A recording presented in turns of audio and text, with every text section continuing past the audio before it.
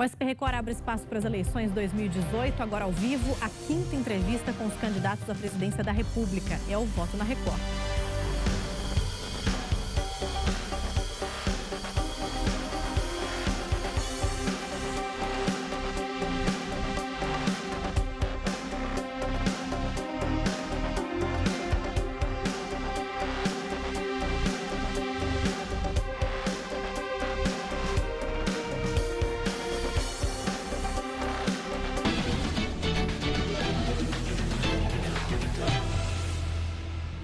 Boa noite. O jornalismo da Record TV abre espaço para as eleições 2018.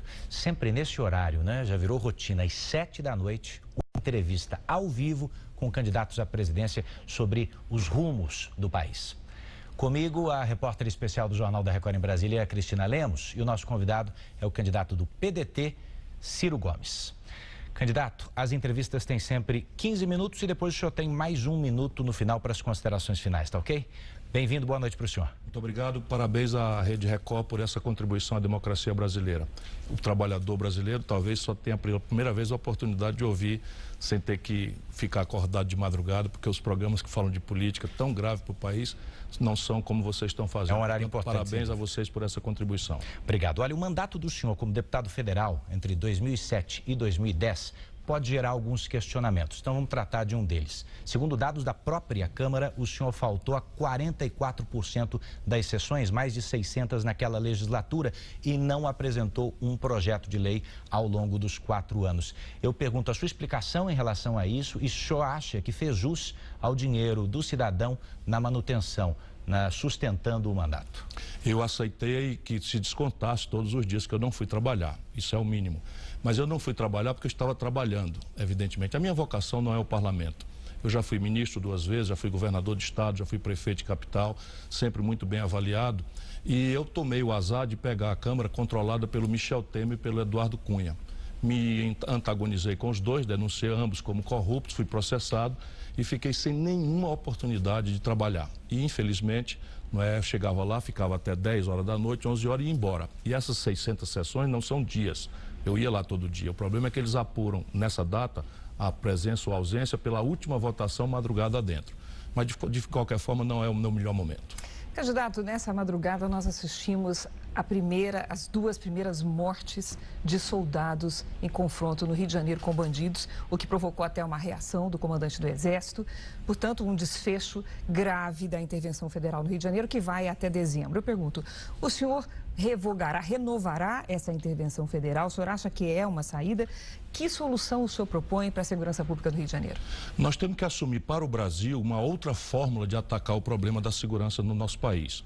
Hoje, os políticos sabem que o medo está no coração do povo brasileiro e não é sem razão. 63.880 homicídios aconteceram nos últimos 12 meses medidos. Quase todos jovens, quase todos negros, quase todos pobres das periferias do Brasil. E diante desse medo, a irresponsabilidade política, a demagogia, pensa que vai iludir a população com aparato. E aí joga o Exército com um bocado de jovens recrutas que não são treinados para isso, para confrontar a comunidade, no meio da qual está ali um meliante, está ali um narcotraficante, está ali um membro de facção.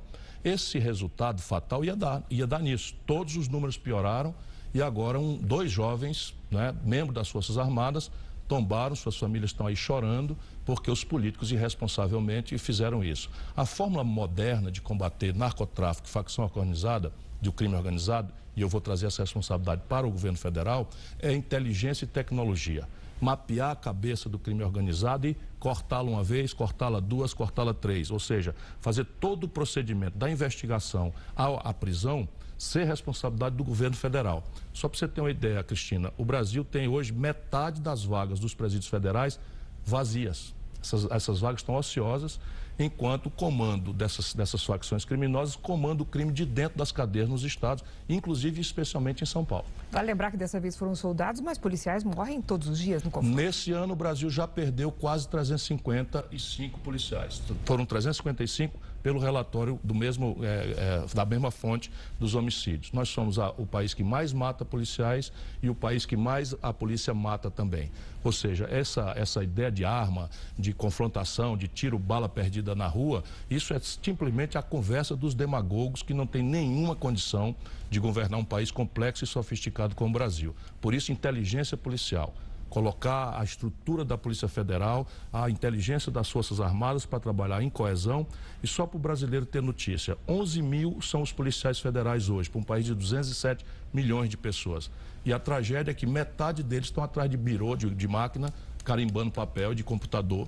Quando a gente contratando um servidor de nível médio para ostensividade e fazendo concurso para o setor administrativo, burocrático, a gente duplica a condição de investigação. Vamos falar um pouquinho sobre a economia do país. O senhor já colocou nessa disputa eleitoral a promessa de ajudar o brasileiro a tirar ou a limpar o nome daqueles que estão inscritos no SPC. São mais de 60 milhões de pessoas nessas condições. O senhor foi bastante criticado, acusado de populismo em função disso. Eu queria entender o que há por trás dessa proposta de maneira simples. Nos últimos 2 anos, dos 2 governos, nós dispensamos 374 bilhões de reais dos ricos. E ninguém causou polêmica nenhuma. E eu estou estudando como reativar a economia brasileira. Um dos motores mais importantes é o consumo das famílias. Quando eu fui estudar, eu vi que tinha esse número e ninguém falava nele. 63 milhões de pessoas humilhadas pelo Brasil lá fora com nome sujo no SPC. Fui estudar o volume, visitei, conversei com economistas e o desconto médio nos leilões do Serasa chega a 95% em certos cartões de crédito e a 80% em média. Isso o consumidor entregue numa negociação sem proteção nenhuma. E eu então resolvi propor que o governo vai financiar, não é dispensar dívida, não é pagar a dívida de todo mundo, como aqui e ali alguém quis deformar a minha proposta. O governo vai usar os bancos, Banco do Brasil, Caixa Econômica, mas os privados também, com um pequeno afrouxamento de compulsório, que é uma fonte de dinheiro que eles não têm para aplicar e que o governo pode disponibilizar, para emprestar para as pessoas. Se eu conseguir, como eu sei que vou conseguir, porque o leilão do Serasa já está fazendo 80% de desconto, e dividir o que ficar em 36 meses, eu vou permitir que o brasileiro se livre dessa humilhação pagando R$40 por mês de prestação. Porque o débito médio com o desconto fica em R$1.412. Isso é perfeitamente praticável e só quem tem horror a povo, quem não se dói com a dor do nosso povo, que não sabe o que é um cidadão estar humilhado, não é? Sem poder comprar um remédio, sem poder comprar um sapato para o filho ir para a escola, é que pode botar defeito numa proposta dessa que o mundo inteiro sabe fazer e já fez. Candidato, o senhor não dispõe da confiança do mercado. E isso tem alguma explicação por aí. Algumas declarações importantes que o senhor fez andaram agravando esse cenário. Por exemplo, aquela carta que o senhor escreveu para a Boeing, avisando que se fosse eleito cancelaria a compra da Embraer, etc. Eu lhe pergunto, mercado e setor produtivo são fundamentais na criação do emprego, na geração de confiança para a atração de investimentos, etc. Como é que o senhor vai fazer para convencer esse pessoal que o senhor é a pessoa certa? A Bíblia dá um ensino, entre muitos ensinos sábios, de que não se pode servir a 2 senhores. Porque se você se der a tarefa de servir a 2 senhores, você não servirá bem a um nem a outro. E o meu patrão é o povo brasileiro.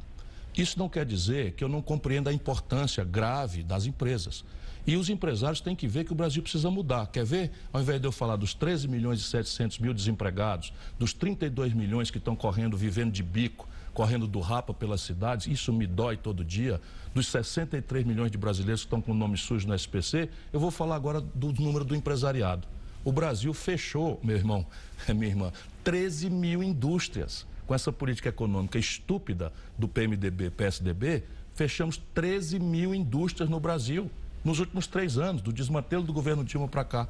Mais de 220 mil lojas, pontos de comércio foram fechados no Brasil.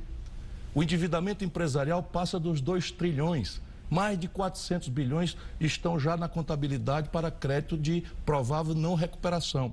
Ou seja, o Brasil precisa mudar para atender as maiorias populares, os trabalhadores, as trabalhadoras, os pobres, que são a imensa maioria. Mas o Brasil também precisa mudar para restaurar a condição de produzir e de empreender no nosso país. O resto é especulação. E aí você tem um pedacinho do mercado que se atribui de forma arrogante o direito de tutelar a nação. E esses são os especuladores, é a agiotagem oficial. Infelizmente, esses são os meus adversários. E daí o senhor vai ver repercussões no dólar também, a cada declaração como essa? Nós tivemos hoje uma alta expressiva do dólar. Muitos analistas entendem que em função também das notícias da corrida eleitoral. Há todo um cenário internacional, a gente sabe disso. Mas como conquistar a confiança e como não agredir ou não causar susto, pavor nesse setor? Eduardo, como eu já disse, eu tenho uma longa história. Eu fui ministro da Fazenda, eu comandei a economia brasileira. Nunca pratiquei nenhum desatino. Eu fui governador do 8º estado brasileiro, fui o governador melhor avaliado do país.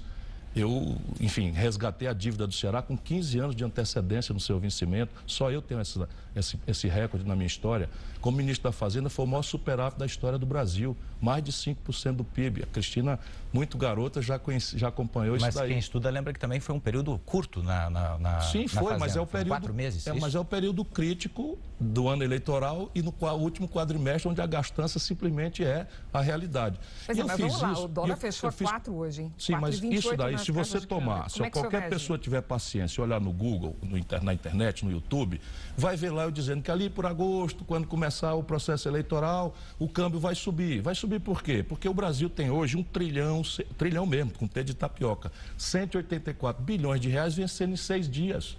Esse é o crime do sistema financeiro. E na medida em que eles não conseguem tutelar a nação, para continuar, hoje saiu também o dado dos bancos. A economia toda indo para o vinagre, o comércio fechando, a indústria fechando, o povo desempregado, e os bancos tiveram 41 bilhões e 600 milhões de reais de lucro no semestre. De onde é que está saindo esse dinheiro? É do seu bolso, meu irmão. É da sua condição de não poder pagar a prestação da Casa Bahia. E isso vai mudar se eu tiver a chance de ser presidente dessa grande nação. Candidato, deixa eu colocar aqui o seguinte: o senhor já deu demonstrações claras de que não concorda com a lei da ficha limpa, de que foi contra a lei da ficha limpa. E também, em uma entrevista recente, o senhor disse que a única expectativa de liberdade ao ex-presidente Lula é, segundo as suas palavras, se a gente ganhar as eleições e restaurar o poder político. A gente deve entender aí uma crítica, uma afronta às instituições, judiciário, Ministério Público ou não? Claro que não, eu sou professor de direito. Eu não faço da política meio de vida. O que eu sei, entretanto, é que hoje o Brasil vive um estado de certa baderna institucional. Por quê? Porque o poder político desmoralizou-se. O poder da presidência da República está ocupado por um trânsfuga, uma pessoa que foi acusado de corrupção passiva pela primeira e pela segunda vez na história brasileira, que é o Michel Temer. E o Congresso Nacional, por sua maioria, também está enrolado em tudo que não presta, de corrupção, de ladroeira e de privilégio, enquanto todo dia avança sobre os direitos da população mais sofrida, tiveram até coragem de avançar ou de querer avançar sobre os aposentados. O que não faltava mais nada, essa batalha pelo menos nós vencemos, mas fiquem sabendo, se essa gente ganha a eleição, vai ser a primeira providência que vão tomar, porque eles estão aí para servir aos interesses estrangeiros. E aí, repare bem, a partir desse colapso do poder político, todo garoto do Ministério Público, eu não duvido de boa fé, está tutelando os prefeitos por aí afora.